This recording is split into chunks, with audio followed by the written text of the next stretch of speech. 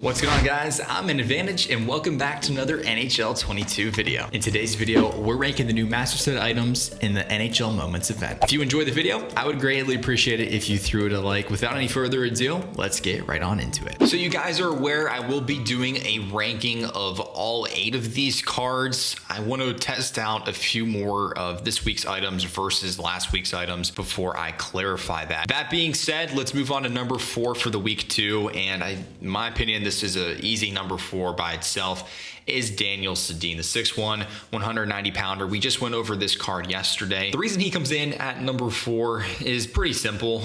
A, he's a winger. You could use him obviously on faceoffs due to the fact that he is 91 faceoffs as well. That being said, he is a whole inch shorter than his brother Henrik, and in addition to that, his speed is also a bit slower. So overall, we're really where it counts in size and speed, especially as we move forward in the game. I don't believe that Daniel Sedin's longevity is as long as the rest of the cards that are in this Master Set item for week 2. So for that reason, we're going to have to put him in at number 4 for this week. Coming in at number 3, and this one's tough for me. PK is one of my favorite players. Met him quite a few times, but yeah, 6 foot, 210 pounds. That's the reason he's coming in at number 3 for me. I do understand the fact that he has gold truculence. If this was maybe a week ago before the changes and gold truculence got bumped up to 6 ability points, he may be higher in the list, but the reason he comes in at number 3, although he's probably an incredibly fun card to use with wheels, truculence, as well as 1T, I really believe that this card would be a lot of fun. And longevity wise, I think his is just a little bit short. Now, if you're like me and a PK fan and you're totally cool with having him on your squad for a while, I don't know if he's completely end game. I think he's close to it. Overall, I would say that there's probably going to be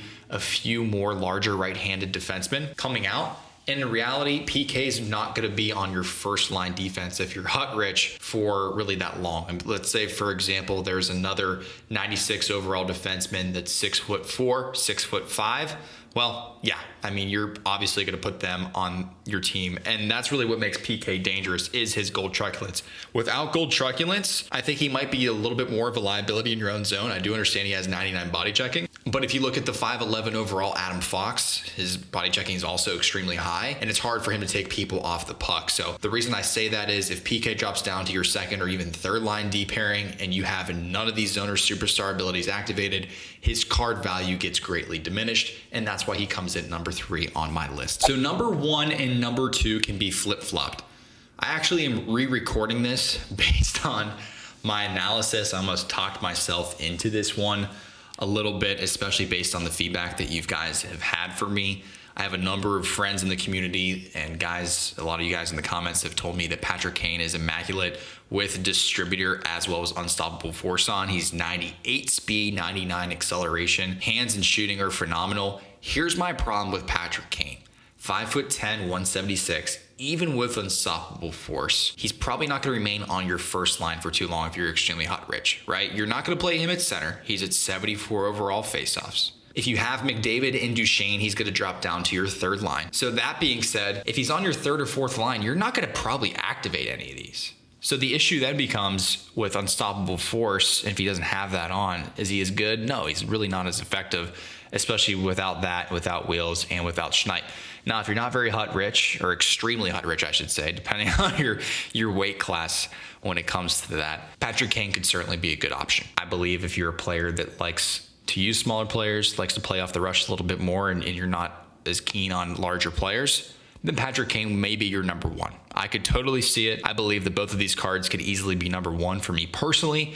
Patrick Kane comes in at number 2 due to the fact that it's his size, and especially, at least for my team, if you're extremely hut rich like me, unstoppable force is probably not going to be activated due to the fact that he would probably fall to my fourth line right now. It's just not worth activating any of his zoner superstar abilities. For me personally, I like Henrik Sedin, the 6'2", 183-pound center, could really play either one. He kind of reminds me of the left-handed version of Jack Eichel at 6'2", 183. His acceleration is 95, speed is a 94. His face-offs are obviously great, but I really believe you you can play him at wing as well. Again, the same does come into play, right? These are some things you have to think about if you're making these cards. To me, none of these cards are completely end game, so I don't believe I'll be making any of these, quite frankly. But Goldborn Leader, again, if he's on your third or fourth line, you're not going to have that activated, or at least you really shouldn't, especially with the new price increase to Born Leader. He does have Silver Close Quarters, which is really the one that I would 1000% look to activate. Maybe even if he's on your third line, I'd activate that, but definitely not on the fourth line. He is going to be a lot harder to take off the puck. He is maxed out in agility. His hands and his shot are also phenomenal, and his defensively, he's just going to be a much better option for you than Patrick Kane. So that is the reason why, for me personally, Henrik Sedin comes in at number 1. As I mentioned, these can be flip-flop depending on your play style and what kind of players you prefer, but hopefully this helps you guys make an informed decision